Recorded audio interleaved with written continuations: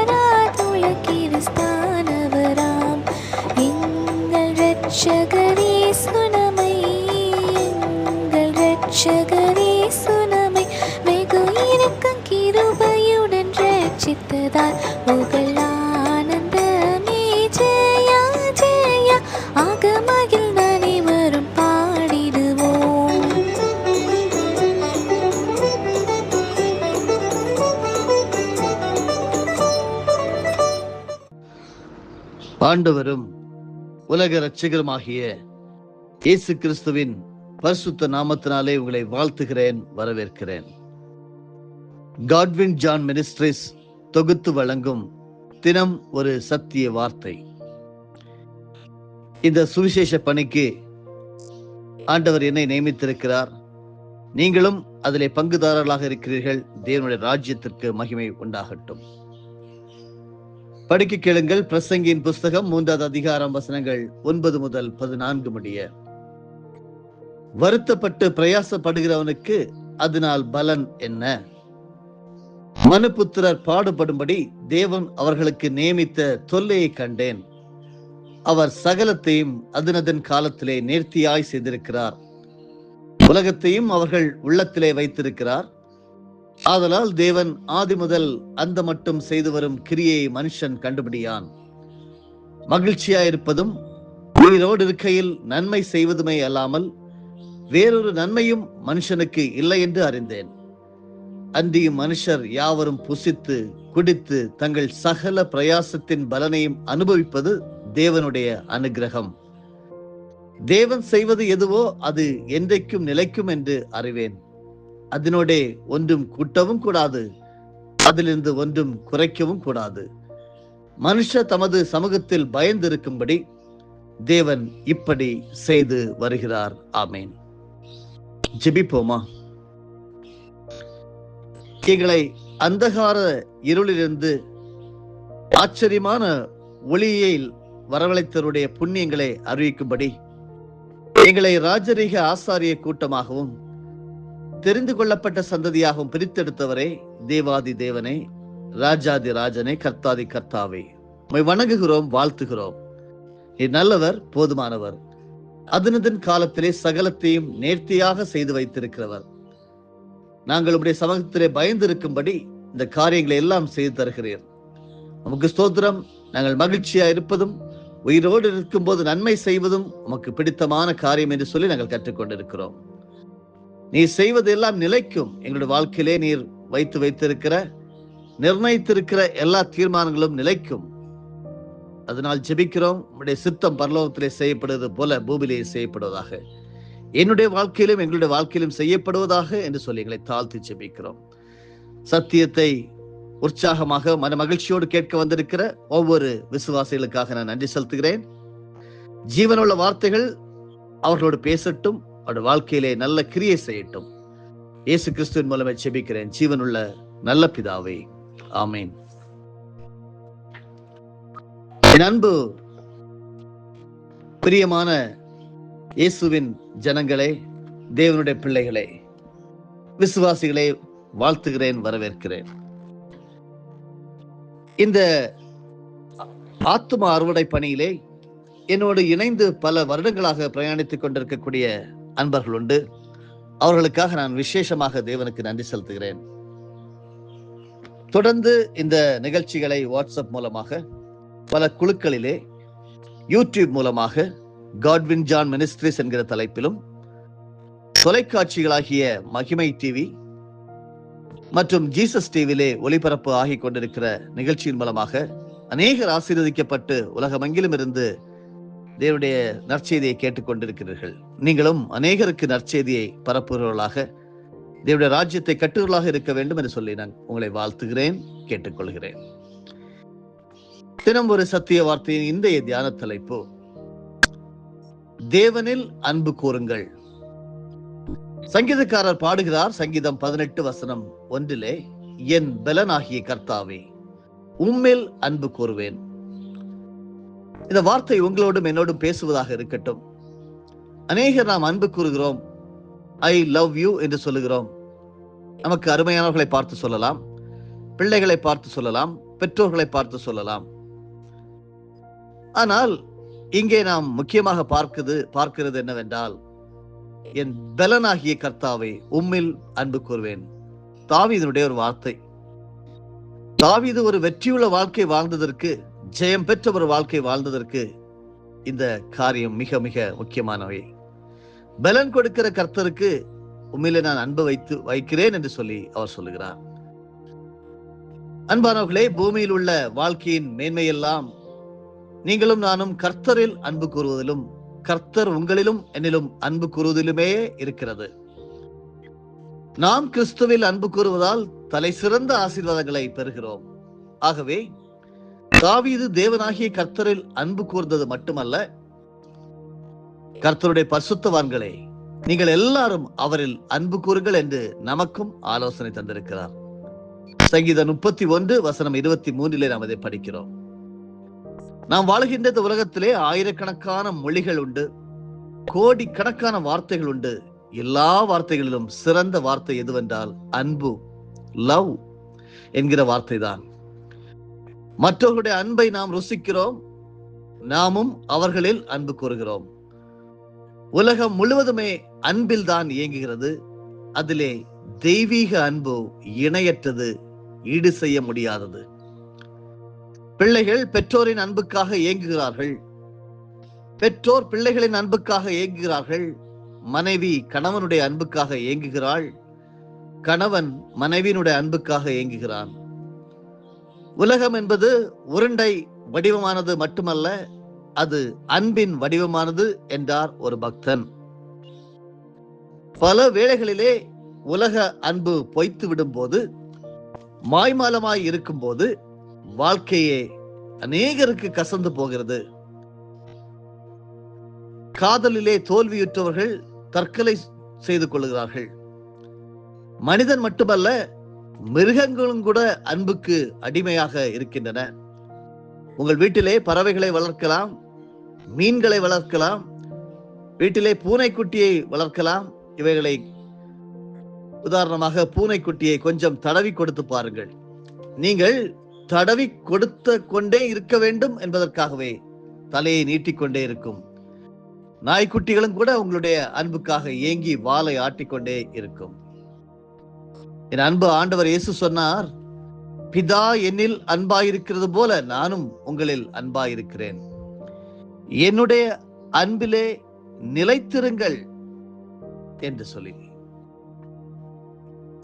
Remain in my love.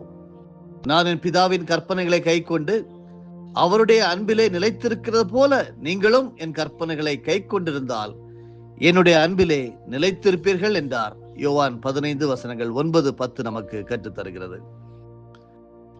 அருமையானவர்களே, இயேசு கிறிஸ்து உங்கள் மேல் என் மேல் வைத்த அன்பில் மாறிடவில்லை, குறைந்து விடவில்லை, நாம் பாவிகளாய் இருக்கையில் கிறிஸ்து உங்களுக்காக எனக்காக மரித்ததினால் நம் மேல் வைத்த அன்பை அவர் வெளிப்படுத்தினார். அவர்களுடைய எல்லா நெருக்கத்திலும் அவர் நெருக்கப்பட்டார். அவருடைய சமூகத்தின் தூதனானவர் அவர்களை ரட்சித்தார். அவர் தமது அன்பின் நிமித்தமும் தமது பரிதாபத்து நிமித்தமும் அவர்களை மீட்டு பூர்வ நாட்களிலெல்லாம் அவர்களை தூக்கி சுமந்து வந்தார் என்று ஏசாயா 63:9 நாம் படிக்க முடிகிறது. பைபிளின் பழைய ஏற்பாட்டின் ஓசியா தீர்க்கதரிசி மூலமாக கர்த்தர் சொன்ன ஒரு வார்த்தை, மனுஷரை கட்டி இழுக்கிற அன்பின் கயிர்களால் நான் அவர்களை இழுத்தேன் என்று ஓசியா 11:4 படிக்க முடிகிறது. இயேசு கிறிஸ்து தாம் இவ்வுலகத்தில் இருக்கிற தம்முடையவர்களிடத்தில் அன்பு வைத்தபடியே முடிவு பரியந்தமும் அவர்களிடத்தில் அன்பு வைத்தார் என்று யோவான் 13:1 படிக்கிறோம். ஒரு முறை ஒரு ஊழியர் யோவான் 3:16 மையமாக்கி தேவ அன்பை குறித்து தொடர்ந்து 14 நாட்கள் பிரசங்கித்தார். எவ்விதமாய் இயேசு அன்பு கூறுகிற தாயை போல, தகப்பனை போல, சொந்த சகோதர சகோதரிகள் போல அன்பு கூறுகிறார். சிநேகிதராய், போதகராய், நல்ல மேய்ப்பனாய், நல்ல சமாரியனாய், ஆத்தும நேசராய் அன்பு கூறுகிறார் என்று அவர் பிரசங்கித்த போது தேவனுடைய அன்பு நதி போல பெருவெள்ளமாய் வந்தது. கடைசி நாளில் அந்த ஊழியக்காரர் சொன்னார், நான் கடந்த 14 நாட்களும் ஆண்டவருடைய அன்பை எவ்வளவோ விவரித்து சொல்லியும் கூட என்னால் சொல்லி முடிக்க முடியவில்லை. ஒருவேளை என்னிடம் யாக்கோபின் ஏணி இருக்கும் என்றால் அதில் வேகமாக மேலே ஏறி காபிரியேல் தூதனை அழைத்து, ஆண்டவர் எவ்வளவாய் மனுமக்களை நேசிக்கிறார் என்று நீயே கொஞ்சம் விவரித்து சொல்வாயா என்று கேட்பேன். காபிரியேல் தேவதூதனும் யோவான் 3:16 சுட்டி காண்பித்து இவ்வளவாய் உலகத்தில் அன்பு கூர்ந்தார் என்றுதான் சொல்வான் என்றார். அன்பானவர்களே, தமிழில் அன்பு என்ற வார்த்தைக்கு இணையான பல வார்த்தைகள் உண்டு. பாசம், நேசம், காதல் என்றெல்லாம் சொல்லுகிறார்கள். கிரேக்க மொழியில் 4 வார்த்தைகள் உண்டு. ஸ்டார்கே என்ற வார்த்தைக்கு உறவினர்களிடையே உள்ள அன்பு என்ற அர்த்தம். ஃபீலியா என்ற வார்த்தைக்கு சிநேகிதருக்கிடையே உள்ள அன்பு என்று அர்த்தம். ஈரோஸ் என்பதற்கு கணவனுக்கும் மனைவிக்கும் இடையே உள்ள அன்பு என்று அர்த்தம். ஆனால் ஆண்டவருடைய அன்பை குறித்து விவரிக்கும் போது அகாப்பே என்ற வார்த்தையை கிரேக்கர்கள் உபயோகிக்கிறார்கள். அதனுடைய அர்த்தம் என்னவென்றால் தியாகமான அன்பு, கைமாறு கருதாத அன்பு, சத்துருக்களையும் நேசிக்கும் அன்பு, ஜீவனையும் கொடுக்கும் அன்பு என்பதாகும். பிதா, குமாரன், பரிசுத்த ஆவியானவரிடத்தில் மட்டுமே இந்த அகாப்பை அன்பை நாம் காணலாம்.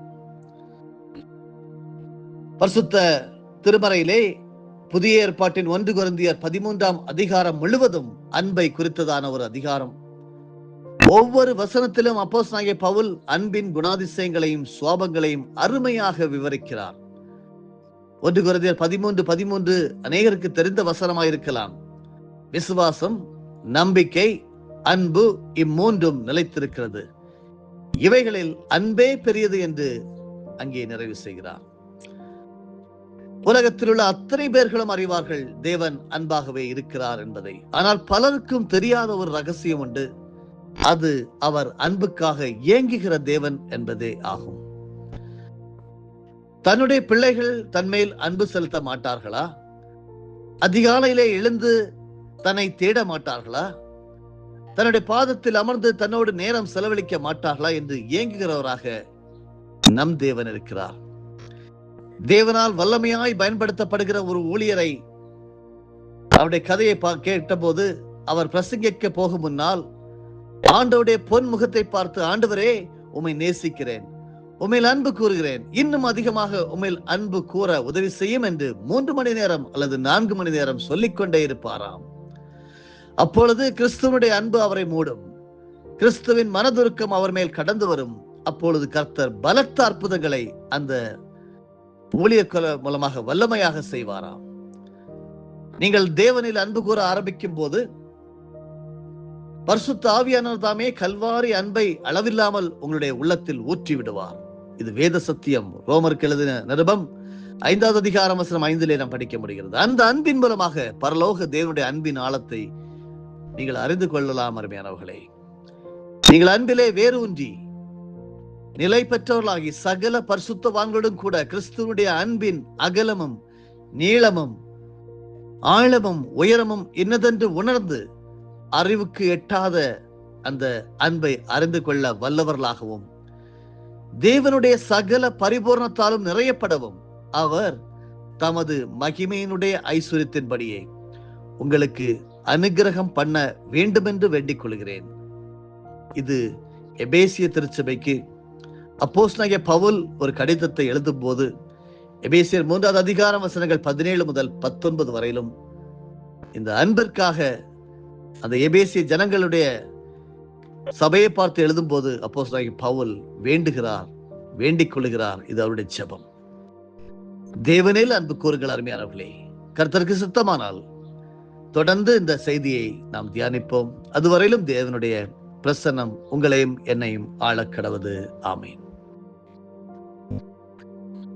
பரலோகத்தின் அன்பு செலுத்துகிற எங்கள் தேவனே, நீர் எங்களிலே அன்பு செலுத்துவது மட்டுமல்லாமல் நாங்களும் உம்மேல் அன்பு செலுத்த வேண்டும் என்று சொல்லி ஏங்குகிற எங்கள் தேவன் என்று சொல்லி நாங்கள் கற்றுக்கொண்டிருக்கிறோம். உடைய பிள்ளைகளாகிய நாங்கள் உம்மேல் அன்பு செலுத்த மாட்டோமா? உம்மை தேட மாட்டோமா? உம்மோடு உட்கார்ந்து பேச மாட்டோமா? வேத வசனங்களை தியானிக்க மாட்டோமா என்று சொல்லி ஏங்குகிற அன்பு, நீர் எங்கள் மேல் வைத்திருக்கிற அந்த தியாகமான அன்பு, அகாப்பே அன்பு, கைமாறு கருதாத அன்பு, சத்துருக்களையும் நேசிக்கும் அன்பு, ஜீவனையும் கொடுக்கும் அன்பு, அதே போல யாரும் இல்லை உலகத்திலே. அன்பானவரே, ஆட்டுக்குட்டியே, எங்களுக்காக அடிக்கப்பட்டவரே, பாதாளத்தில் இறங்கி உயிர் நீட்டவரே, உயிர் திறந்தவரே, உமக்கு ஸ்தோத்திரம். வெற்றி நாளாக, ஜெயம் கொடுக்கிற நாளாக, ஆசீர்வாதத்தின் நாளாக நாளை அறிவிக்கிறோம். இயேசுவின் மூலமே பிதாவே, ஆமேன். என் ஆத்துமாவே கர்த்தரை ஸ்தோத்தரி, என் முழு உள்ளமே அவருடைய பரிசுத்த நாமத்தை ஸ்தோத்தரி. என் ஆத்துமாவே கர்த்தரை ஸ்தோத்தரி, கர்த்தர் செய்த சகல உபகாரங்களையும் மறவாதே. ஆமேன்.